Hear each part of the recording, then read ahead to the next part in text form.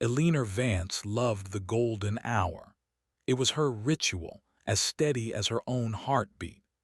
Every evening, just as the sun began to bleed orange and purple across the skyline of Oakwood, she would slip on her well-worn walking shoes, pull a light sweater over her shoulders, and take the path through Willow Creek Park. At 62, her stride was not what it used to be, but it held a different kind of power. It was deliberate, steady, a silent testament to a lifetime of moving forward. Her hands, clasped lightly behind her back, bore the faint silver traces of old scars and years of hard work. Her face, framed by soft silver curls, was a map of kindness and quiet resilience, with eyes that missed nothing. Tonight the park was transitioning. The families with strollers and laughing toddlers had packed up, chasing the fading light home. The dedicated joggers with their intense, wire-tethered focus had completed their loops. This left the space to the in-betweeners, a few dog walkers in the distance, an older couple on a bench sharing a coffee thermos, and the shadows that grew longer, swallowing the manicured lawns. Eleanor walked her usual route, the crushed gravel path that skirted the creek. She breathed in the cool, damp air, smelling of wet earth and decaying leaves. It was a smell of closure, of a season ending. She found a peculiar peace in it. This walk was her meditation, the 1 hour of the day where the world's noise was dialed down to a murmur of wind and water. She didn't notice them at first, not consciously. They were a blur of movement and low chatter from the skate park near the community center, a knot of 4 or 5 figures. Their laughter was too loud for the settling quiet, a sharp, jarring sound that didn't belong to the gentle sunset. A primal, deeply ingrained sense, the one that tells a rabbit when a fox is near, made the fine hairs on the back of her neck prickle. She didn't speed up. She didn't look. Her mother's voice from a lifetime ago echoed in her memory. "Fear is a scent, child. Don't let them catch a whiff of it." She adjusted the simple leather strap of her small crossbody bag, a gesture that looked casual but was a deliberate check of her security. Her pace remained unaltered, each footfall a calm, measured beat on the gravel. The group's laughter died down into a concentrated hush. She could feel their eyes on her now, a physical weight between her shoulder blades. The other park users were ghosts now, vanished into the twilight. The couple on the bench was gathering their things. She was, for all intents and purposes, alone. The path curved ahead, leading to a narrower footbridge that crossed the creek. It was a beautiful spot lined with weeping willows, but it was also isolated, the perfect pinch point. As she approached the bridge entrance, they materialized, not from behind but from the sides of the path, as if they had simply melted out of the gathering shadows. There were 4 of them. Boys, really. 17, maybe 18. Dressed in the uniform of a certain kind of aimless defiance. Expensive sneakers covered in mud, oversized hoodies pulled up, hands shoved deep in pockets. Their postures were a studied mimicry of toughness they'd seen in movies. They didn't block the path entirely. That would have been too obvious. Instead, they formed a loose, disdainful semicircle, forcing her to walk through them if she wanted to cross the bridge. It was a test, a way to claim the territory without saying a word. Eleanor stopped, not out of fear but out of principle. She would not be hurted. For a long, silent moment, she simply looked at them. Her gaze was not confrontational but observational. She saw the acne on the tallest one's chin, the nervous flicker in the eyes of the smallest, the way the one with the chipped tooth kept shifting his weight. She saw boys playing at being men. The tallest one, apparently the leader, broke the silence. His voice was a lazy drawl, dripping with a contempt he thought made him sound older. "Nice evening for a walk, isn't it?" It wasn't a question. It was a proclamation of ownership. He was stating that her peace was now subject to his approval. Eleanor said nothing. She waited. Another boy, the one with the restless hands, smirked. "Yeah, real nice. You out here all by yourself. That's not very safe." The threat, now verbal, hung in the cool air. The third boy chuckled, a dry, hollow sound. Eleanor finally spoke. Her voice was calm, clear, and carried the same steady weight as her footsteps. It held no tremor, only a mild, almost academic curiosity. "Is there something you need, gentlemen?" The word gentleman landed with a strange, disarming thud. It was not what they expected. They expected fear, stammering, maybe a hurried apology. They expected her to shrink. Instead, she had framed them with a title they had done nothing to earn, and in doing so, had subtly highlighted the vast gap between that title and their behavior. The leader's smirk faltered for a half-second. He recovered quickly, his eyes hardening. "We don't need anything from you," he said, and the emphasis on the last word was as sharp and intended as a knife point. It wasn't about her bag or her money. It was about her, her presence, her right to be in their park during their time. Eleanor understood this language perfectly. She had been fluent in it for 6 decades. She gave a small, almost imperceptible nod, as if he had confirmed a hypothesis. "Then I'll continue my walk," she said, and took a firm step forward, not towards the bridge, but directly towards the gap between two of them, asserting her chosen path. They tightened their semicircle instinctively, closing the gap. The confrontation was now absolute. The golden light was almost gone.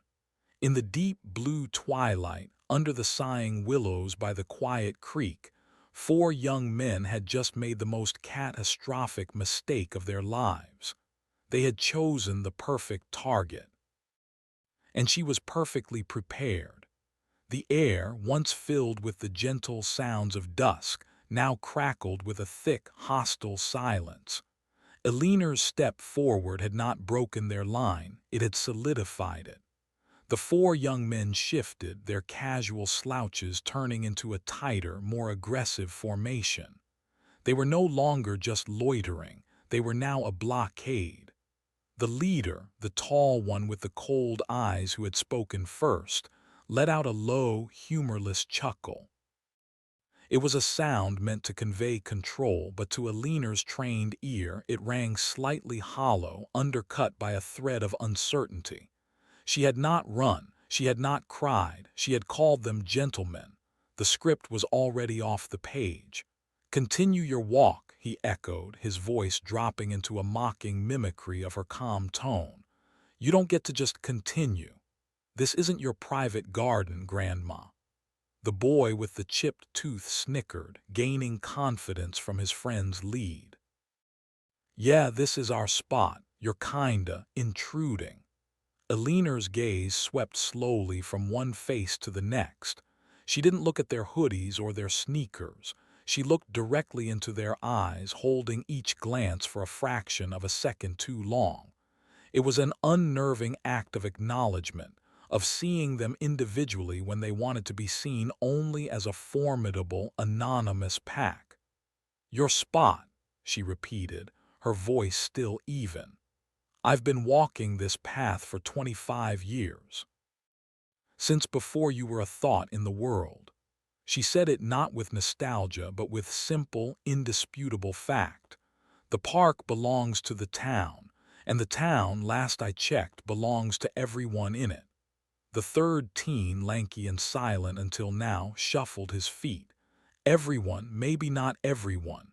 His voice was quieter, but the implication was a deliberate poison. It was out now. The vague hostility had found its specific, ugly shape. It wasn't about age or territory alone.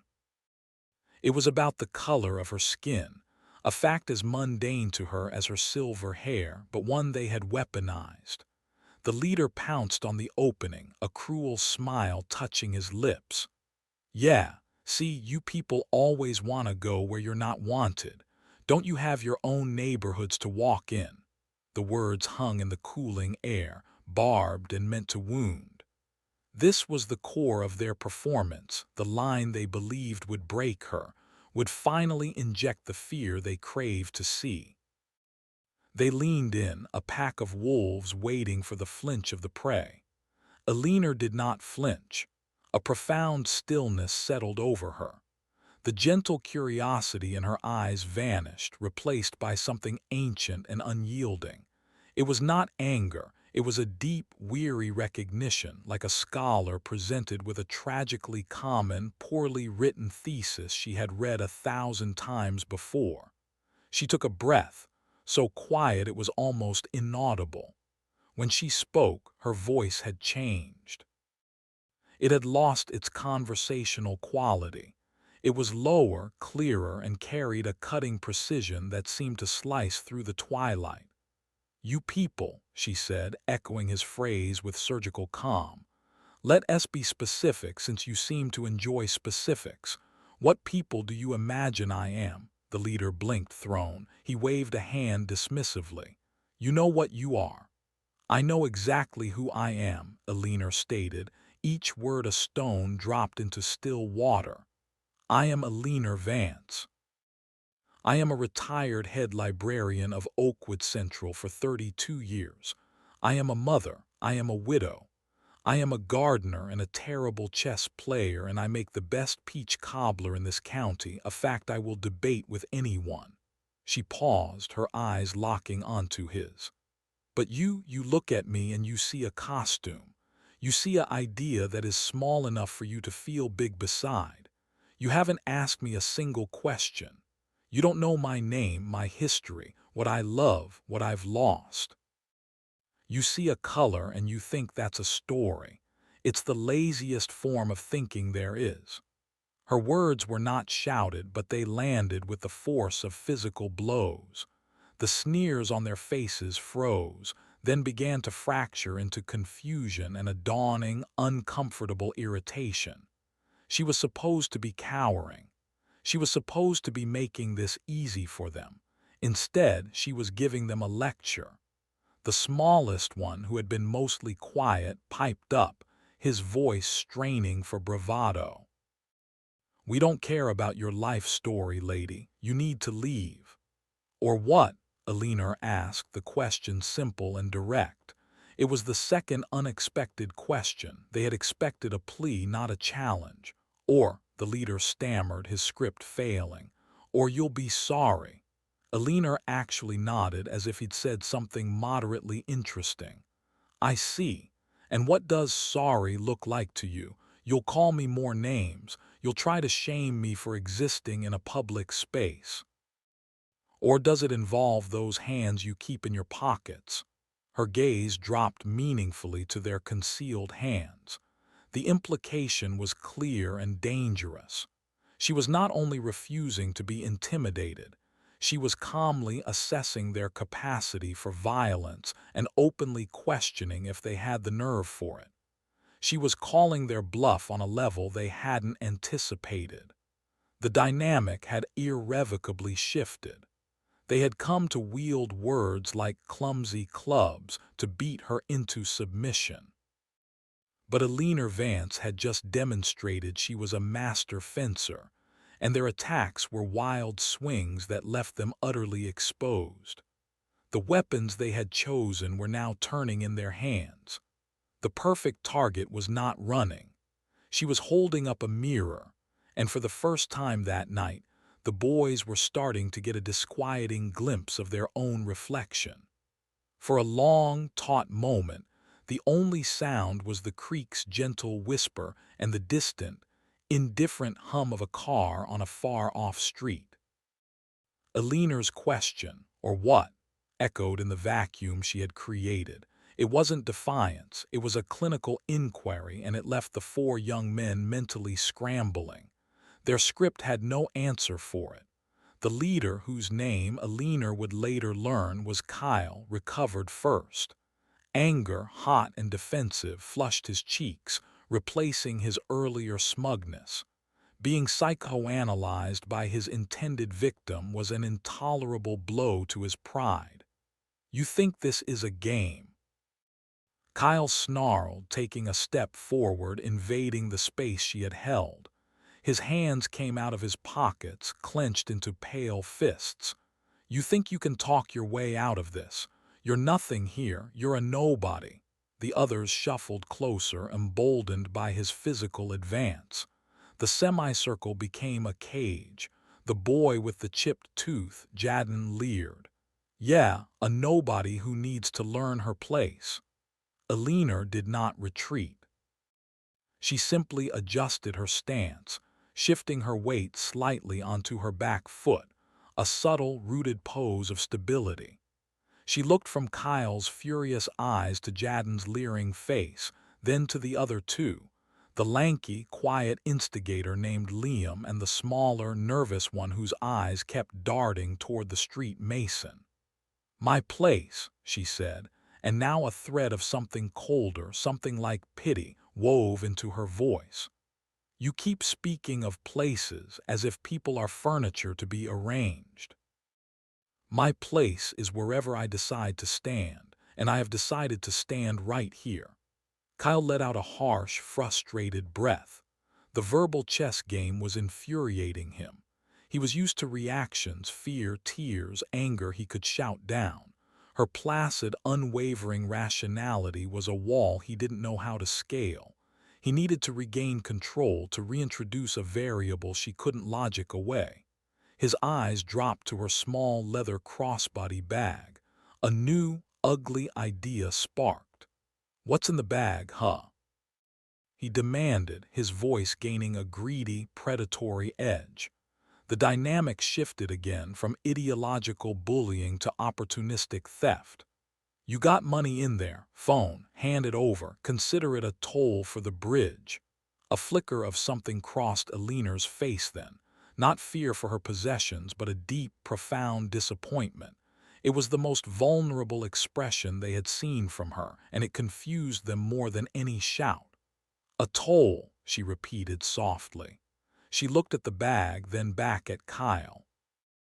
"My late husband gave me this bag for our 30th anniversary. Inside is a library card that hasn't been valid for 2 years, a tube of lip balm, a handkerchief with daisies embroidered on it, and a photograph of my son on his graduation day." She looked directly at Kyle. "Which of those things did you wish to take from me? Which one would make you feel like a man tonight?" The question was a scalpel. It laid bare the emptiness of the act. Kyle flinched as if struck. He wasn't a tough guy collecting a toll. He was a boy trying to steal a handkerchief from a grandmother. The narrative was crumbling around him, and his friends felt it. Liam looked at the ground. Mason took a half step back, but Jadden, fueled by a different kind of insecurity, doubled down. "We're not playing 20 questions, just give us the damn bag." He lunged forward, not to hit her, but to grab the strap. It was the first concrete act of physical threat. Alina's reaction was instantaneous, yet not violent. She didn't yank away or swing her arms. Instead, she turned her body smoothly, letting the strap slide off her shoulder and into her waiting hand before Jadden could grasp it. It was a fluid, almost dismissive motion, like swatting away a bothersome insect without even looking.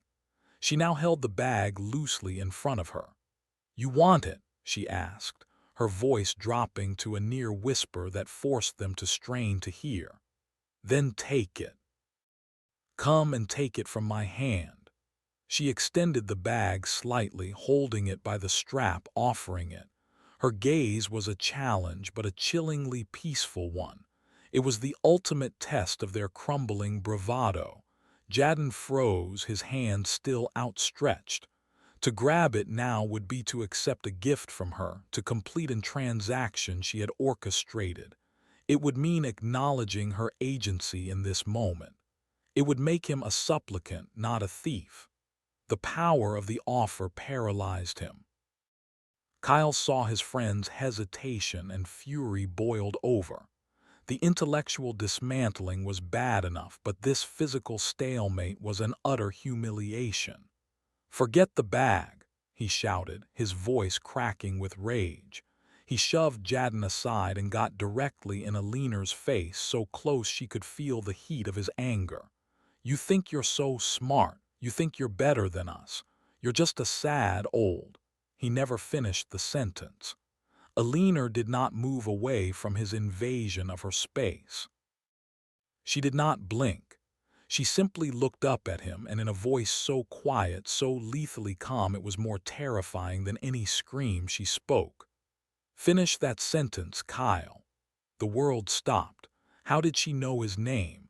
The blood drained from Kyle's face. His anger evaporated, replaced by a sudden ice-water rush of primal confusion and dread. His mouth hung open, the insult dead on his tongue. Jadden, Liam, Mason, all stared, their eyes wide with shock. Alina's gaze never wavered from Kyle's. "You're right. I don't know you," she continued, that same horrifying calm enveloping every word. "But I know of you. Kyle Jensen, Jadden Miller, Liam Boyd, Mason Ford." She said each name with the precision of a roll call. With each name, the boy it belonged to seemed to shrink, the anonymity of their hoodies and their pack mentality stripped violently away. "You attend Oakwood High. You're all on the lacrosse team's practice squad, though Liam here missed the last 3 sessions. Mason, your mother, Carol, works the morning shift at the Beanery on Main. I know her. She's a kind woman who worries about you." Mason made a small, choked sound. Alina's eyes were like dark pools, reflecting their own stunned faces back at them. "You came here tonight to feel powerful, to make a nobody feel small, but you made a mistake before you even opened your mouths."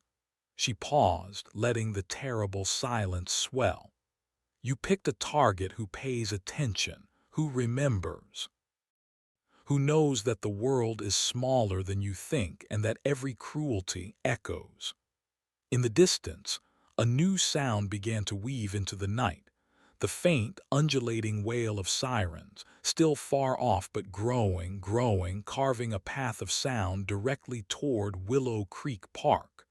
The calm had not been weakness. It had been a net, and she had been drawing it tight around them the entire time. The sound of their names, dropped like stones into the still pond of the twilight, had a paralyzing effect. For a few heartbeats, the 4 teens were statues, their faces frozen masks of shock. Kyle's aggressive posture had collapsed inward, his bravado punctured. Jadden's sneer had vanished, replaced by slack-jawed confusion. Liam, the quiet one, simply stared at Alina as if she just performed a magic trick. Mason, hearing his mother's name, looked physically ill, his face pale in the dying light. The distant sirens, a spectral wail threading through the neighborhood grid, acted like a starter's pistol for panic. "She knows us," Mason blurted out, his voice thin with terror. "How does she know us?" "Shut up," Kyle hissed, but his own voice lacked all conviction. His mind was a frantic scramble.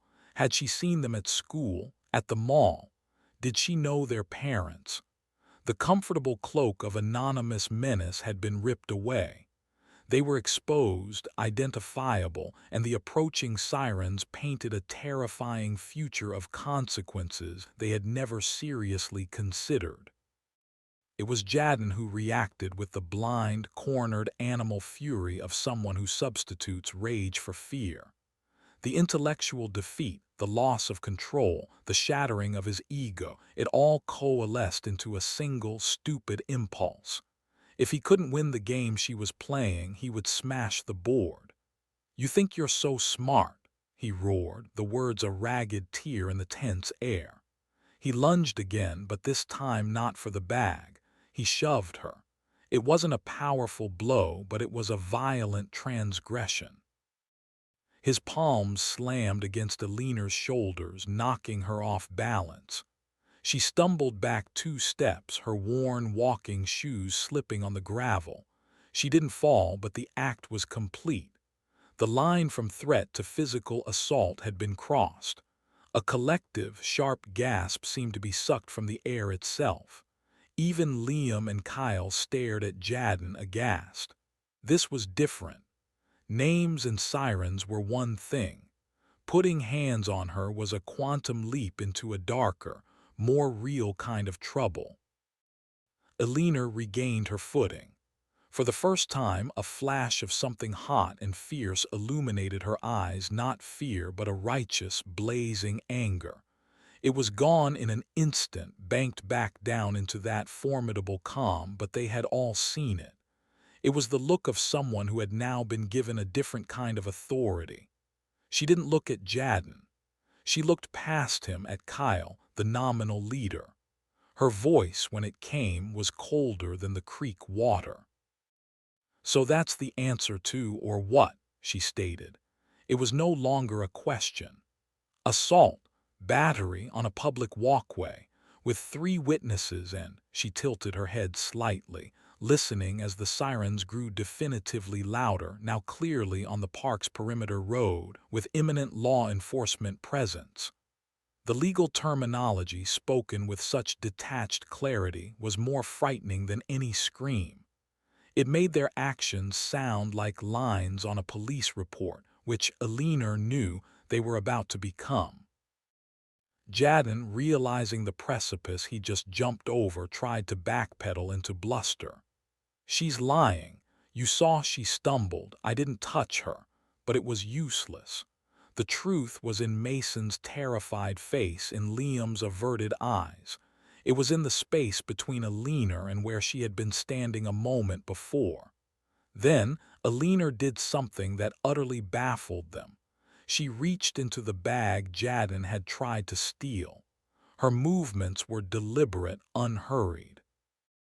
They tensed, unsure if she was pulling out pepper spray, a phone to film them, something worse.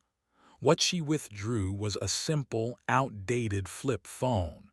She opened it with a practiced snap of her wrist. The green glow of its screen lit the underside of her chin in the deepening dark. She didn't dial.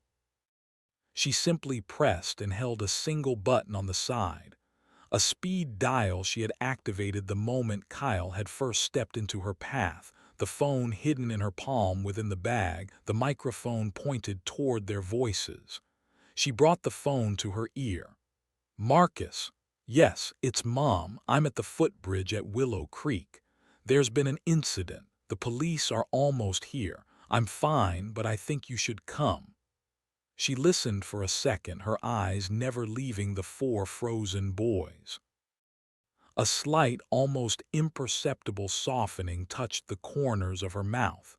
"No, don't rush. Drive safely. I'll see you at the station." She closed the phone with another decisive snap. The revelation was a second, more profound shock. The call hadn't been to the police. The police were already coming, summoned by an unseen neighbor who had witnessed the harassment from a window. This call had been to someone else, to a son named Marcus. And she had told him to meet her not at home, not at a hospital, but at the police station. As if it were a foregone conclusion, a simple next step in the evening's itinerary. The pieces, terrifying pieces, began to click together in Kyle's reeling mind.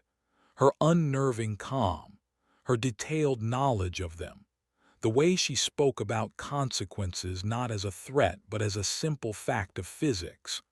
The direct, unruffled call to a son who didn't sound surprised, only concerned. This was not a random, vulnerable woman. This was a woman with a system, a woman with connections, A woman who, when shoved, did not scream for help but called her son and told him the location of her booking. The two police cruisers, lights flashing in silent, urgent red and blue, turned onto the park lane, their headlights cutting long, searching beams through the trees, illuminating the swirling dust and panic on the path. Doors flew open. The hunt was over. The boys were no longer the predators. They were caught in the blinding, authoritative light, their faces etched with the dawning, horrifying understanding that their night of pretended power was ending, and the real world, with its real rules and real repercussions, was walking toward them in polished boots. The line had been crossed, and there was no stepping back over it. The world seemed to narrow to the piercing strobe of red and blue, painting the willow leaves in frantic, alternating shades of alarm. The sirens chopped off abruptly, leaving a ringing silence that was somehow louder.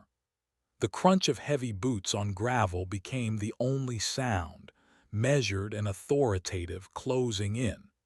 Two officers emerged from the lead cruiser, a man and a woman. Their faces were set in neutral, professional masks, but their eyes scanned the scene with swift, practiced efficiency. The four teens clustered like startled deer, the older woman standing apart, composed, the bag still held in her hand. The geometry of the confrontation was obvious. The female officer, her nameplate reading Officer Reys, approached Elena first. Her tone was calm but firm, a buffer against the charged atmosphere. "Ma'am, we received a call about a disturbance, a possible assault. Are you Elena Vance?" "I am," Elena said, her voice steady, the phone now tucked back in her bag. "Are you injured?" "I'm unharmed," Elena replied. She then gestured with a slight tilt of her head toward Jadden. "That young man intentionally shoved me. I did not fall." Officer Reys's gaze flicked to Jadden, her expression hardening imperceptibly. She gave a short nod.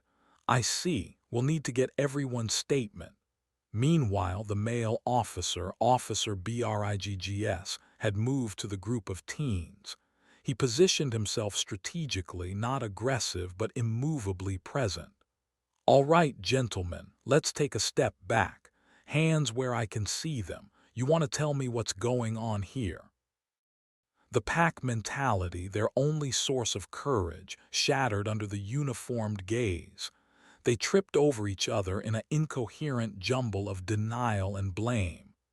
"We weren't doing anything," Kyle insisted, his voice too high. "She's crazy, she knows our names," Jadden blurted, pointing a shaking finger at Elena. "She called her son," Mason whimpered, as if this were the most incriminating evidence of all. Officer Briggs held up a large, placating hand. "One at a time. You." He pointed to Liam, who had been the most silent. "Start from the beginning. What happened?" Liam's mouth opened and closed. He looked from the officer's expectant face to Elena's impassive one, to his friend's panicked expressions. The truth that they had surrounded an old woman, hurled racist taunts, threatened her, and one had shoved her, lodged in his throat, too ugly to speak aloud in the clean, official light of the police cruiser. We were just talking." It got heated. "Heated," Officer Briggs repeated, his voice flat. He looked at Elena. "Ma'am," Elena's statement was a masterclass in clarity.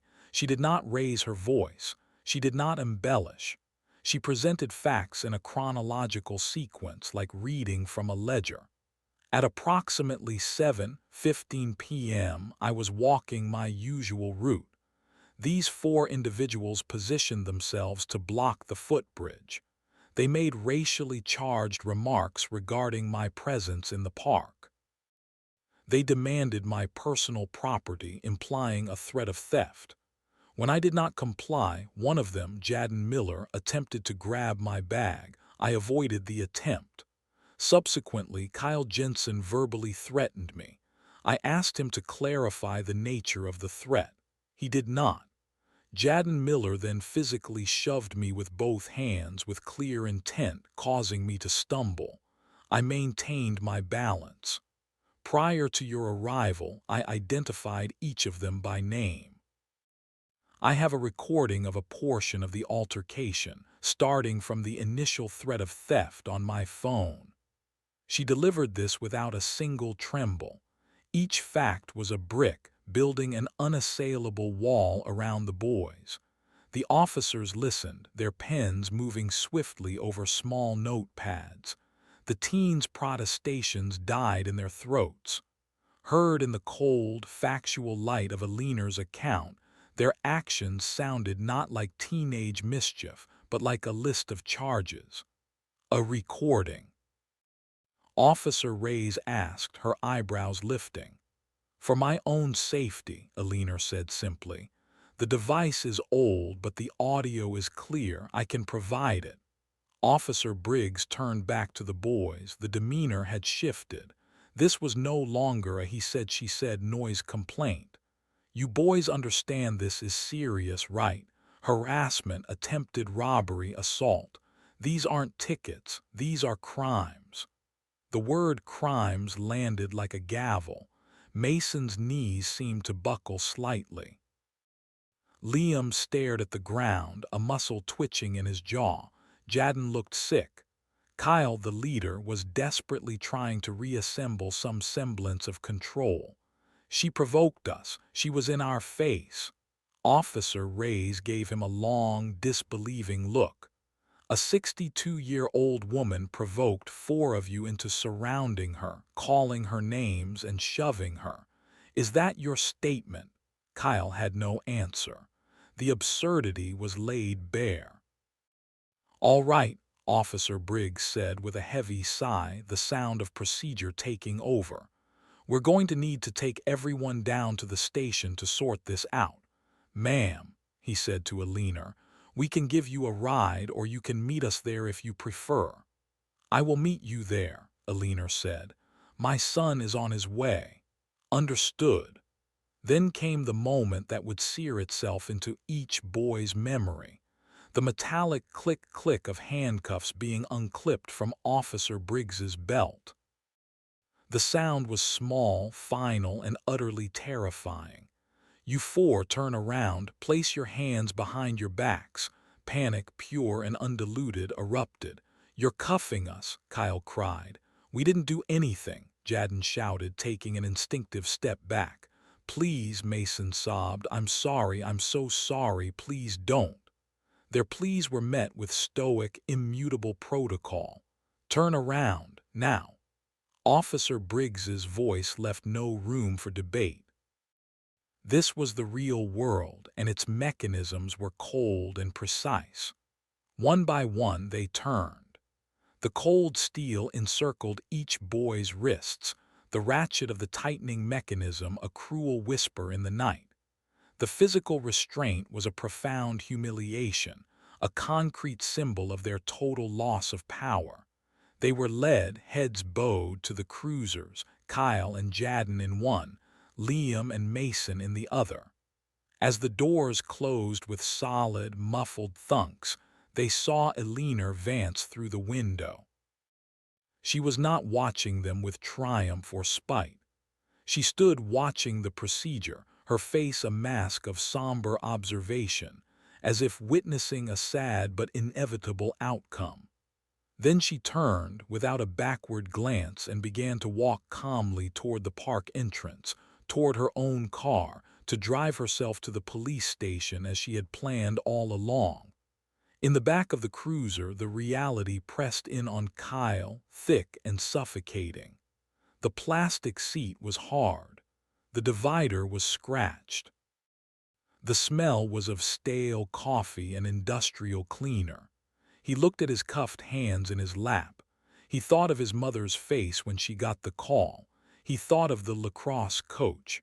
He thought of the word record. He had wanted to feel powerful. Now he had never felt so small, so helpless, so utterly defined by a single catastrophic mistake.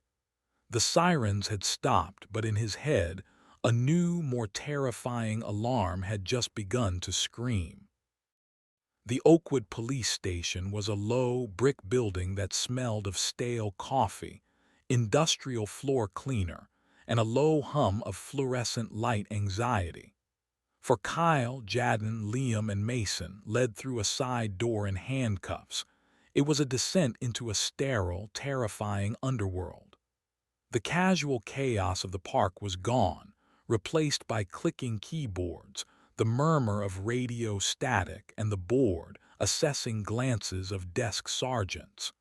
They were processed with an efficiency that felt dismissive. Their pockets were emptied, keys, crumpled bills, phones, each item bagged and tagged as evidence of their former free selves.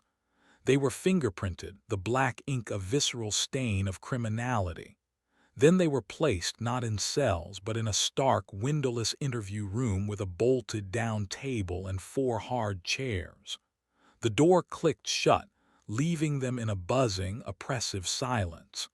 The cuffs were off, but the confinement was absolute. For the first few minutes, no one spoke. The shock was a physical weight. Then slowly the old dynamics, brittle and cracked, tried to reassert themselves. "This is bull," Jadden muttered, rubbing his wrists, though the metal was gone. He tried on a scowl. "They can't keep us here for nothing. It's her word against ours." Liam, always the pragmatist, shook his head, his eyes fixed on the scratched tabletop. "It's not. She had a recording, and the witnesses, whoever called it in." "So what?" Kyle snapped, his voice too loud in the small room. He was clinging to leadership like a lifeline, but it was slipping. "It's a misunderstanding. We were messing around. She overreacted. My dad's lawyer will have us out in an hour." He said it with a confidence he didn't feel, the image of his father's furious, disappointed face blotting out any thought of legal rescue. Mason just rocked slightly in his chair, his arms wrapped around himself. "She knew my mom's name," he whispered, a recurring, horrified mantra. Before they could spiral further, the door opened. A uniformed officer, not Briggs or Ray's, stood there. "Vance is here to give her formal statement. You boys sit tight. Your parents have been notified." The door closed again. "Parents have been notified." The phrase was a death knell. Each boy imagined the phone call, the shattered evening, the drive downtown in stunned silence. Time became elastic, measured in heartbeats and the distant, incomprehensible murmur of the station. Then through the walls they heard it. Not a shout, not a cry. They heard her voice.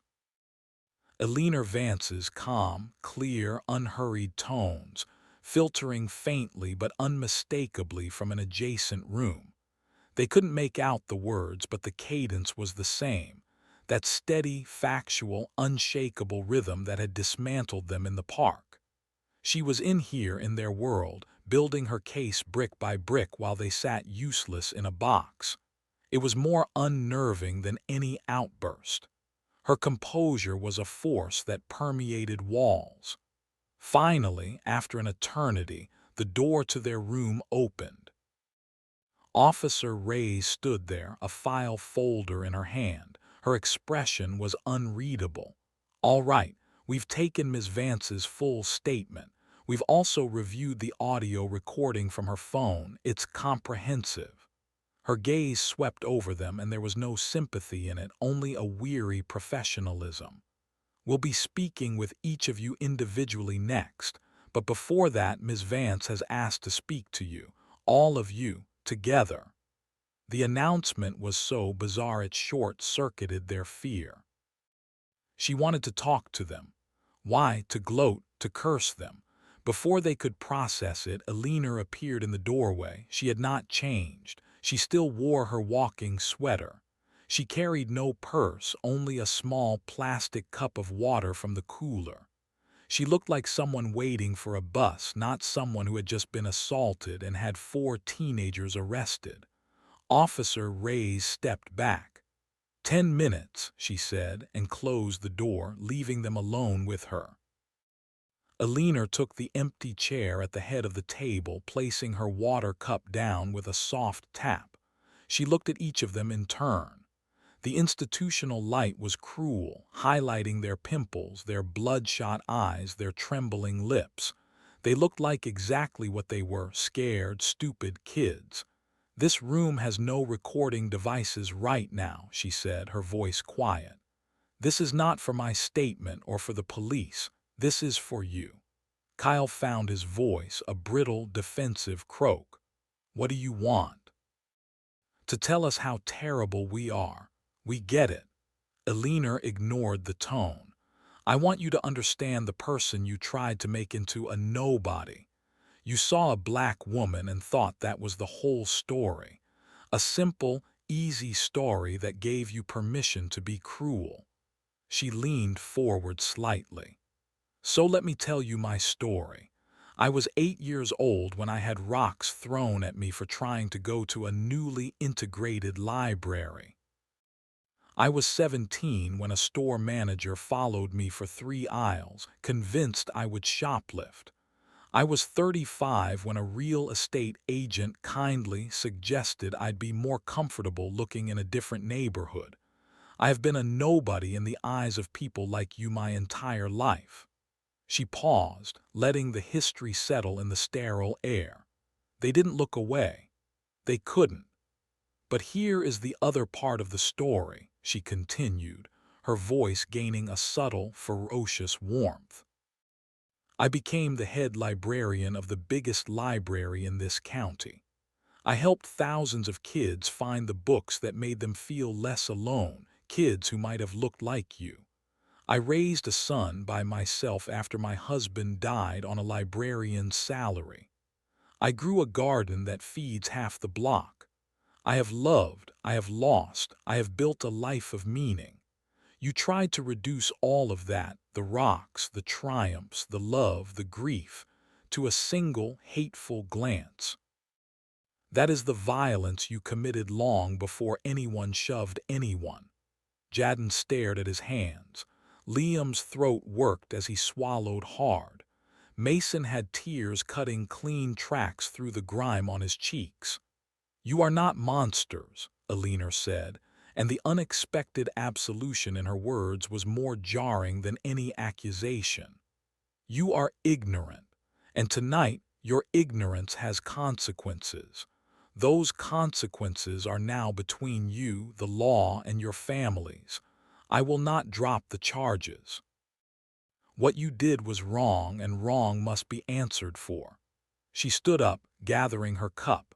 She looked suddenly, profoundly tired, the weight of the decades she just described visible in the set of her shoulders.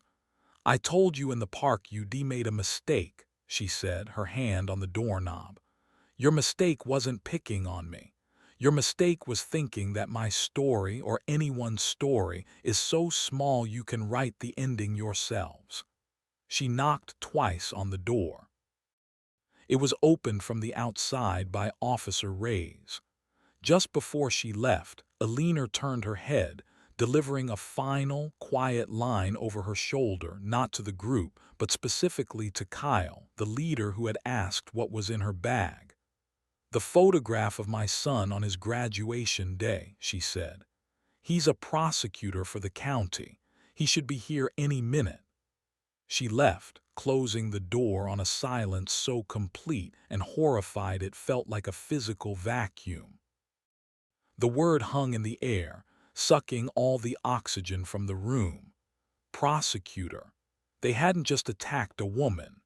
They had attacked the mother of the man whose job it was to put people exactly like them in jail.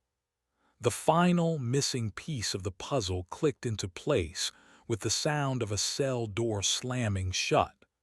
The word prosecutor detonated in the small, airless room, leaving behind a silence so profound it seemed to vibrate. Kyle felt the blood drain from his face, a cold numbness spreading from his core to his fingertips.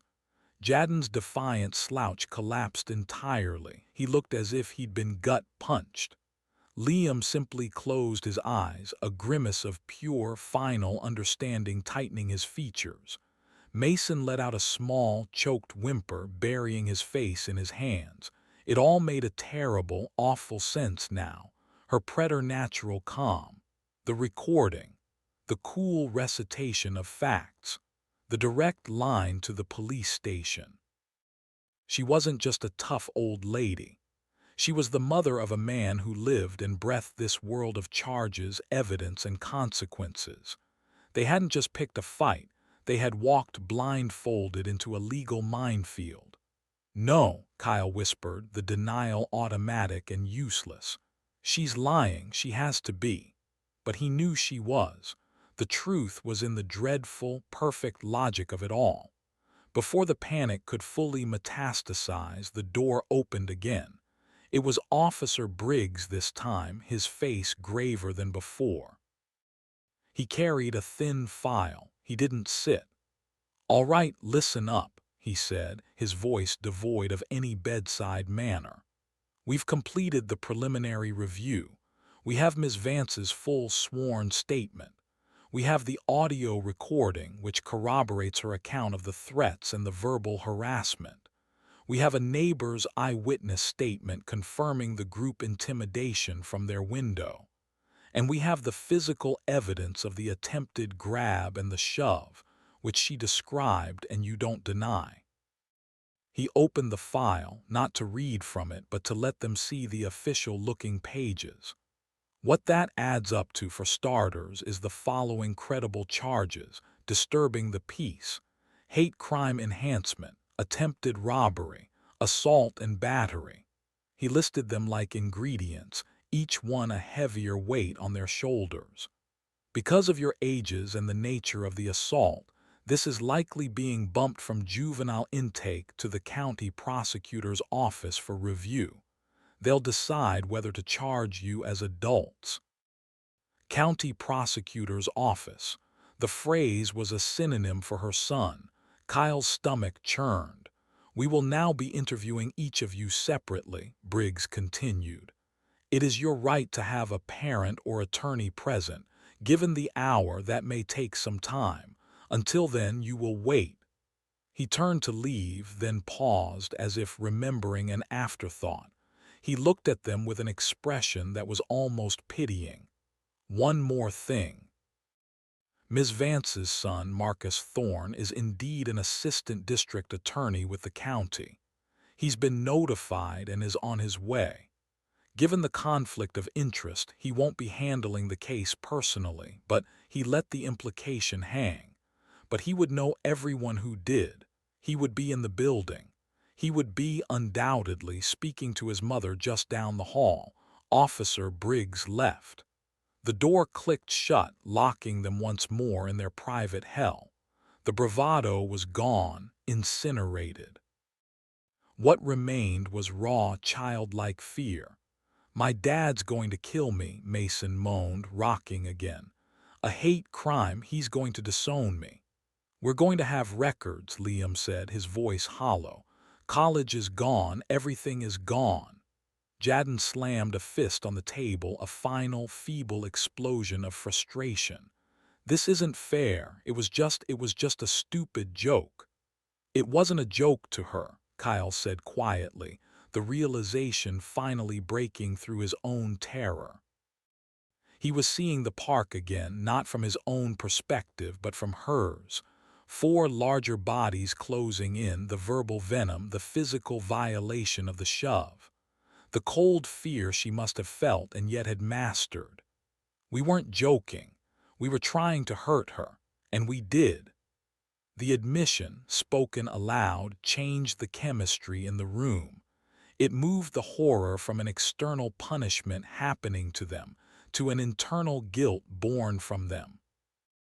They sat with that ugly truth, none able to meet the other's eyes. Time warped again. They heard doors opening and closing, the murmur of adult voices in the hall, deeper, more authoritative voices. Lawyers, parents, him, then a new sound, a distinctive, crisp cadence of dress shoes on linoleum approaching their door. not the heavy tread of police boots. This was a sharper, more deliberate sound. It stopped outside. A low, male voice spoke to someone, Officer Ray's perhaps.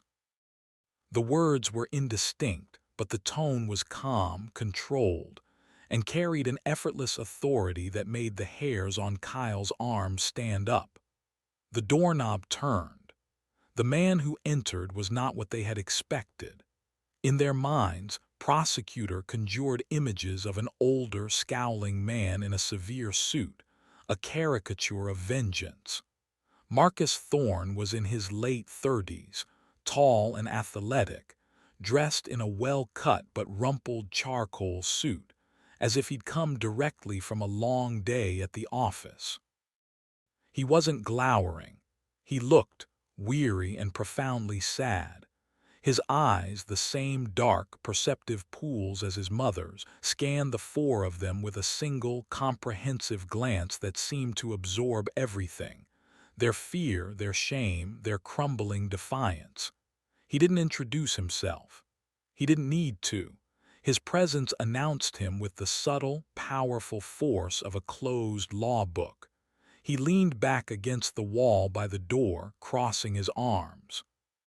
For a long moment he just studied them, his silence more intimidating than any interrogation. When he finally spoke, his voice was low, even, and carried a devastating clarity. "I've just spent 20 minutes with my mother," he began. "She's unhurt, physically. She showed me the recording." He paused, letting that sink in.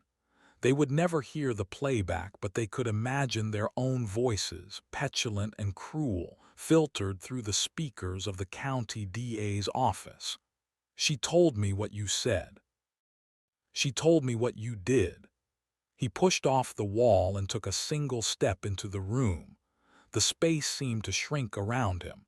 "Here's what I don't understand," he said, his gaze fixing on Kyle.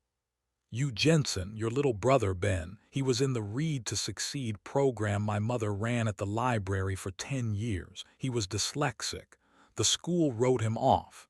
She spent 2 summers, her own time, helping him. He's in college now. He sends her a Christmas card every year." Kyle's mouth fell open. A memory, vague and buried, surfaced.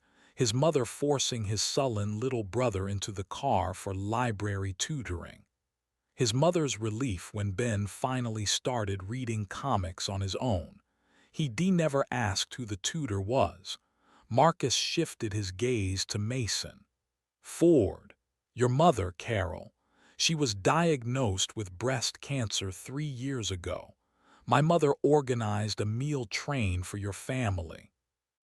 Drove your sister to soccer practice every Tuesday for 6 months while your mom was in treatment. You were probably too busy to notice." Mason's tears began anew, this time from a shame so deep it was a physical pain. Marcus looked at Jadon, then Liam. "I don't have a neat anecdote for you two, but I know your families. I know your histories. I know the struggles in this town because it's my job to know. And my mother's life has been a quiet, constant answer to those struggles." He took another step, now standing at the head of the table where Alina had sat.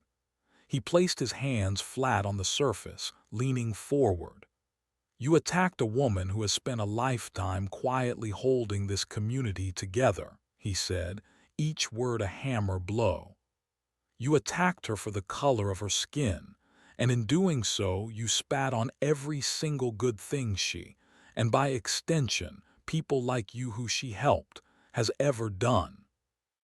He straightened up, his expression hardening into something truly formidable. "My office will not be prosecuting this case. The conflict is clear, but rest assured it will be prosecuted and it will be done thoroughly. The ADA who picks it up will have the full file. They will hear the recording. They will see the hate crime enhancement." He looked at each of them one last time, his eyes holding a final, devastating verdict. "My mother asked me not to ruin your lives," he said, his voice dropping to a near whisper.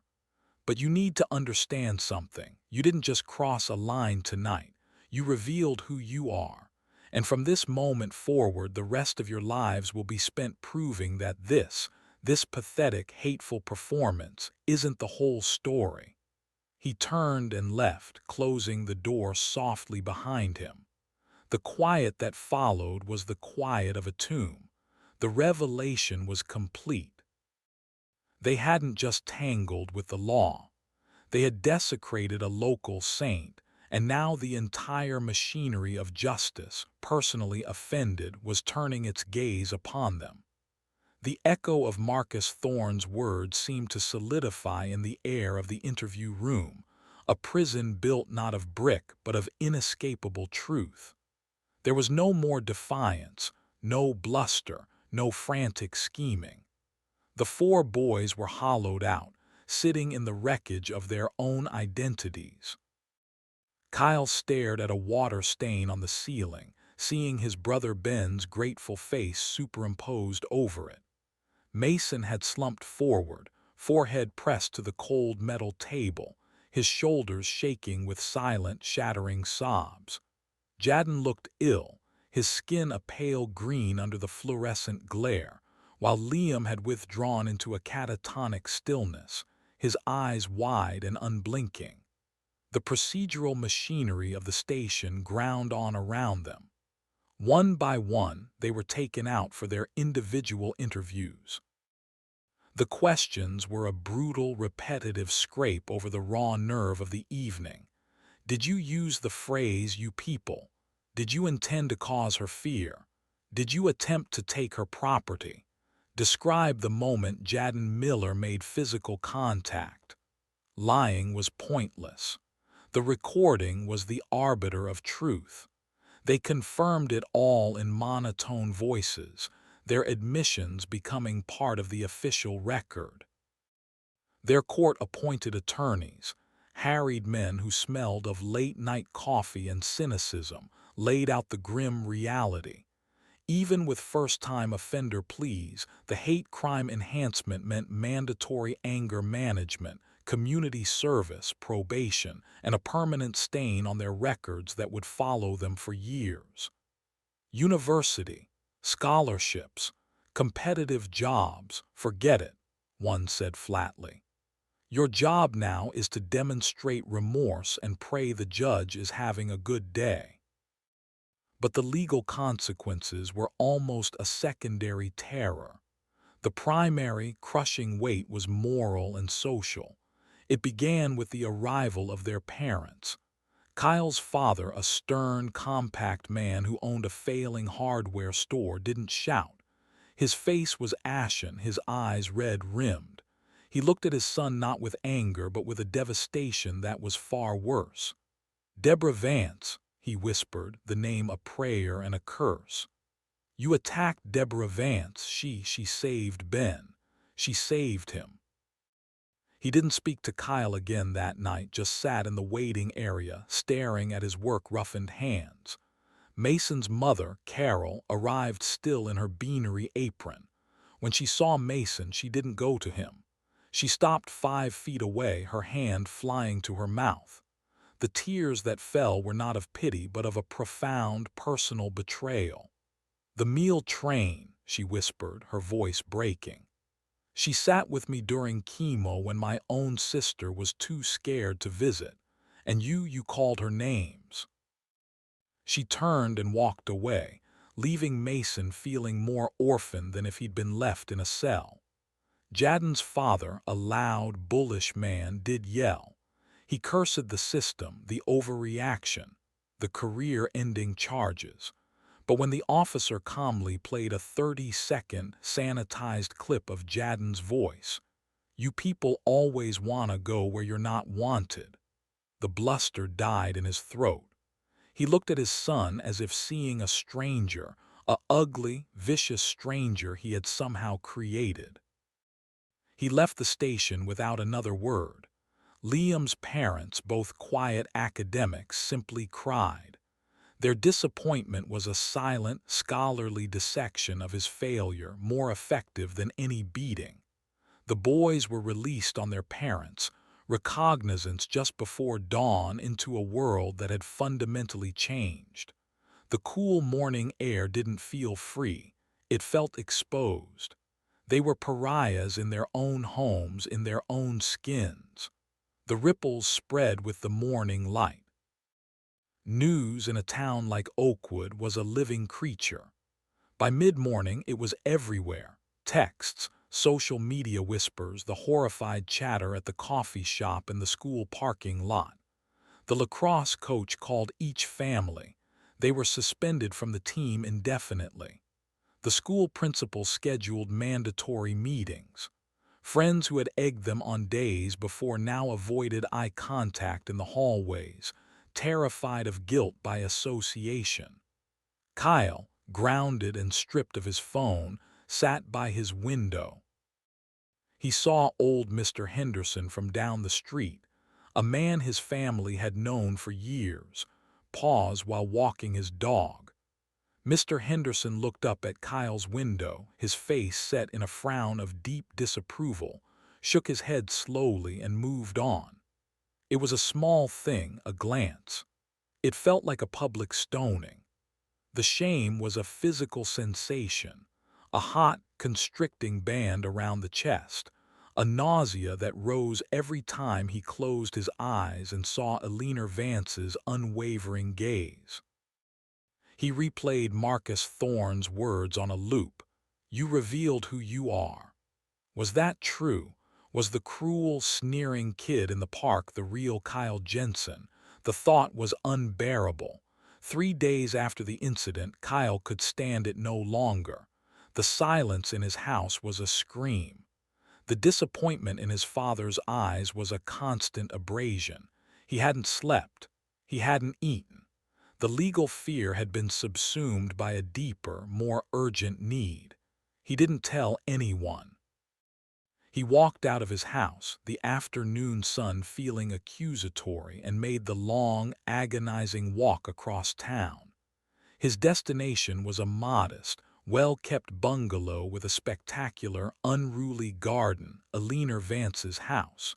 His heart hammered against his ribs as he stood at the foot of her walkway. What was he doing?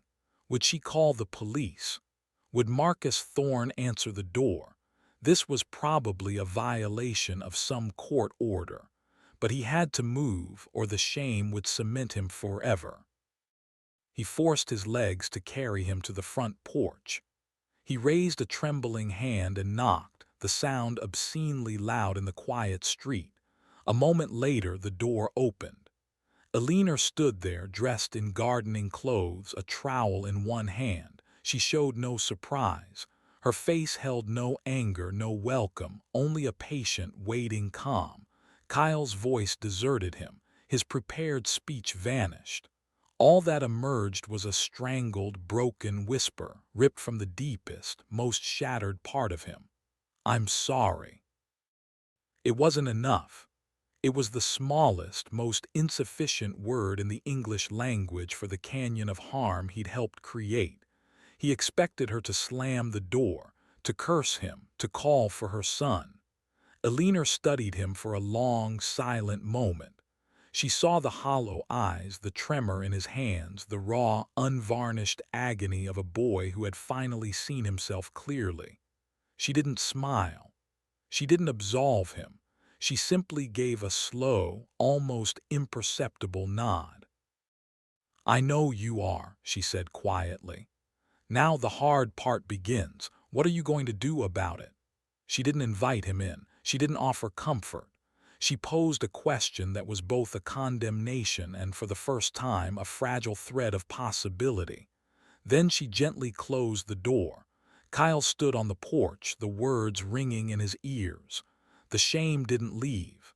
If anything, it sharpened, focusing from a paralyzing fog into a clear, searing point of pain.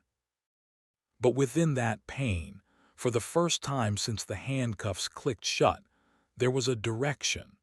The weight was still his to carry, but she had just shown him it might also be his to lift. He turned and walked back into the glaring sunlight, the first, agonizing step of a very long road beginning with the sound of a closing door. The days following the incident in the park did not pass so much as accumulate, like sediment at the bottom of a stirred-up pond. For Alina, the return to routine was both a balm and a strange dissonance. The garden still needed weeding. The library book club still expected her to lead the discussion on Toni Morrison. The world, blessedly, kept turning. Yet she moved through it differently. Neighbors she'd known for decades now offered not just a wave, but a solemn, heartfelt nod, as if she were a returning veteran. Strangers in the grocery store sometimes recognized her from the hushed, town-wide retellings and offered tight, sympathetic smiles. She was no longer just Alina Vance, retired librarian. She was the woman from the bridge. Her peace came from within, from the deep roots of her character, but it was tested by a low hum of hyper-awareness, a flinch at sudden movements that had not been there before. The trowel in her hand felt lighter than Jadden's shove, but the memory of that violation had a physical weight. It was in this state of quiet recalibration that her son, Marcus, arrived one evening. He came not in his prosecutor's suit, but in jeans and a worn-out college sweatshirt, carrying a bag of takeout from the Chinese place she loved. He didn't ring the bell. He used his key, calling out, "Mom, it's me. I brought dumplings." The normalcy of it, the sheer, beautiful mundanity, made her eyes prickle for a moment before she steadied herself. "In the kitchen, sweetheart," she called back. He found her at the sink, washing lettuce. He set the bags down, came up behind her and wrapped his arms around her shoulders, resting his chin on the top of her head. He didn't say, "How are you holding up?" or "I'm so sorry that happened." He just held her, solid and silent for a long minute, transmitting a wordless son-to-mother fortitude. He knew she didn't need platitudes. She needed anchorage. "The garden's looking good," he said finally, releasing her and starting to unpack the containers. "The hydrangeas are insane this year." "They like the rain," she said, drying her hands and joining him at the small kitchen table. For a while they just ate, the comfortable silence filled with the clink of forks and the familiar flavors of home. He told her about a frustrating case at work, a legal loophole that had let a slumlord walk. She told him about Mrs. Langston's new tabby kitten that kept getting into her peonies. It was only after the tea was poured that he finally broached it, his tone careful, neutral. "I heard one of them came to see you." Alina sipped her tea. "Kyle Jensen, 3 days ago. He stood on the porch and apologized." Marcus's jaw tightened slightly, a telltale sign of the prosecutor wrestling with the son.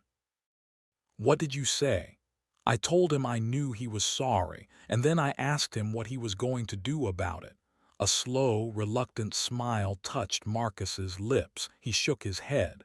"Of course you did. No forgiveness without accountability, no cheap grace." "Forgiveness is my business, not my gift to him," Alina said softly. "Accountability is his work. They are not the same thing." Marcus leaned back, studying his mother. The evening light through the kitchen window softened her features, but nothing could soften the resolve in her eyes. "The Ada assigned the case, Lisa Chen, is good. She's fair. She's also furious." The recording, he trailed off, the memory of hearing those young voices target his mother still a fresh wound.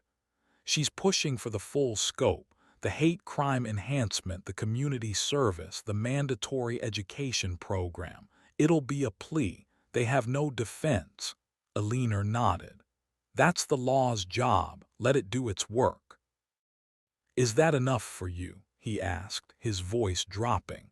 This was the real question, the son needing to know if justice would soothe the mother's hurt. Alina was quiet for a long time, watching a robin hop across the lawn. The law can punish the action, she said finally.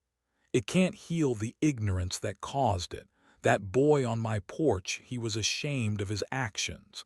But I'm not sure he yet understands the sickness behind them.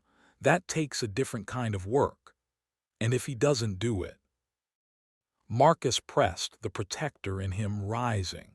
If he just serves his time and goes back to being a resentful, angry kid, then the law has done all it can, Alina said, meeting his gaze. And I have lost nothing. I stood my ground, Marcus, that night and every day since. My peace doesn't depend on his redemption. My peace comes from knowing who I am and knowing that I raised a son who knows that too. The simple truth of it filled the kitchen. Marcus reached across the table and took her hand, the little boy who had watched his mother navigate a world of subtle and overt slights still alive in his touch. I met with the school principal, he said after a moment, shifting topics, and the head of the community center. We're talking about a new initiative, a mandatory credited workshop for the high school designed by the DA's office in partnership with the Black Cultural Center. Real history, personal narratives, the works. We're calling it the Bridge Program. He gave her a wry look, seemed fitting. For the first time that evening, Alina's smile reached her eyes, a warm, proud light kindling within them. That, she said, squeezing his hand, is doing something about it. They finished their tea in comfortable silence, the specter of the bridge still present but no longer looming over them. It was becoming something else, a story, a lesson, a painful turning point that was now pushing the community and her own son towards something constructive. The attack had meant to diminish her. Instead, it had activated a network of accountability and change she could never have orchestrated alone. Later, as Marcus was leaving, he paused at the door. "You know," he said, his voice thick with emotion, "for what it's worth, of all the fierce, brilliant, formidable people I face in courtrooms, you're still the scariest." Alina laughed, a real clear sound that echoed in the hallway. She kissed his cheek. "Good, now go home, your mother is fine," he believed her. As he drove away, he realized that was the true victory, not the impending legal pleas, not the new program.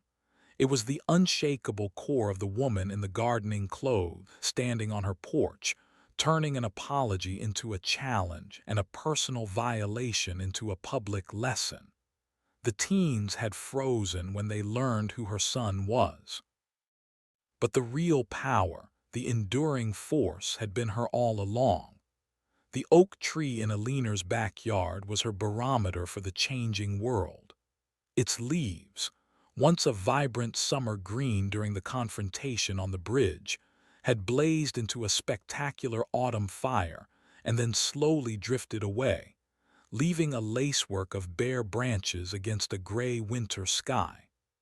Time had moved on, carrying the raw, screaming immediacy of that night into the quieter, more complex territory of consequence and reflection. The legal process concluded with the stark, impersonal finality of the courthouse.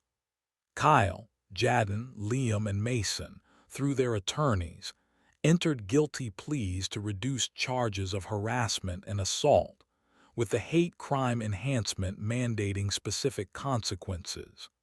They were sentenced to 300 hours each of supervised community service, not picking up trash in anonymous parks, but serving at the Oakwood Community Center's food bank and after-school tutoring program. They were enrolled in the newly launched Bridge program, a mandatory 6-month workshop on local Black history, systemic bias, and restorative justice. Their probation would last 2 years. The sentences were reported in the local paper's police blotter, a few dry lines that contained none of the shattered families, the sleepless nights, the profound shame. Justice, as Aliner had noted, had done its limited, necessary work. But life, in its stubborn, messy way, continued. The true story of that night became a quiet legend in Oakwood, told in hushed tones at PTA meetings and over coffee. It was less about the attack and more about Aliner's calm and the shocking, karmic revelation of her son. She became a reluctant symbol, a touchstone for conversations many had avoided for too long. One crisp Saturday morning, Aliner was at the community center herself, volunteering to organize the annual book drive. As she sorted through boxes of donations in the bustling gymnasium, she saw them. Kyle and Liam were across the room, wearing matching blue vests, unloading crates of canned goods from a truck under the watchful eye of a supervisor. Their movements were subdued, their interactions minimal. They did not see her at first. When Kyle finally looked up and their eyes met, he froze, a can of soup in each hand. There was no apology in his gaze now, only a deep, worn recognition and a flicker of something else. Not friendship, but a grim respect for the reality she represented. He gave a single, slight nod. After a moment, Alina returned it. No smiles were exchanged. It was an acknowledgement of a shared, painful history, a silent treaty that said, "I see you doing the work. Keep going." Jadden and Mason, she learned through the community grapevine, were fulfilling their service at the food bank across town. Rumor had it Jadden was struggling, resentful, doing the bare minimum. Mason, however, had asked if he could continue volunteering at the after-school program even after his hours were completed. His mother, Carol, had told Mrs. Langston, who had told Alina, that he'd said, "The little kids, they don't know what I did. They just need help with their math. It's the only thing that doesn't feel heavy." The bridge program that Marcus had helped design began its first semester. Enrollment was small and tense, but it existed. A space had been carved open. On the anniversary of that evening, Alina did not walk through Willow Creek Park at dusk. She walked in the bright, clear afternoon. The footbridge was just a bridge again, wood and steel over water. She paused at the spot, not with trauma, but with a quiet sense of audit. She felt no lingering fear, only a solid certainty in the ground beneath her feet. Her life had not been defined by that moment. It had been tested by it, and it had held. More than held, it had, in its own indirect way, propagated. Her strength had not been a wall. It had been a stone dropped in a pond, and the ripples were still moving outward. In a son channeling his fury into a constructive program, in a community forced to look at its own undercurrents, in four young men grinding through the slow, hard labor of facing what they had done. As she turned to leave, an older white man, a neighbor she knew only in passing, was approaching the bridge with his dog. He saw her, hesitated, then offered a tentative smile. "Beautiful day, Alina," he said, using her name deliberately. "It is, Tom," she replied. "It truly is." The exchange was ordinary, but the fact that it was ordinary, that she could stand on this bridge and receive a simple human greeting, felt like the greatest victory of all. The park was just a park again. She was just a woman on a walk, but both she and the park carried the memory of the night they had been something else, a battlefield and a bastion. She walked home as the sun began its golden hour descent, painting the sky in peaceful, forgiving colors. The story that began with racist teens looking for easy prey had not ended with vengeance or ruin. It had deepened into something more complex and human, a lesson in the weight of words, the long shadow of history, the hard road of accountability, and the quiet, unassailable power of a dignity that refuses to break. Eleanor Vance unlocked her front door, stepped inside, and hung up her coat. The house was warm and still. She put the kettle on for tea. Outside, the last of the light faded from the sky, and the first stars appeared, tiny points of steadfast light in the vast, darkening blue. The night held no terror. It was just the night, and she was unshakably at home within it.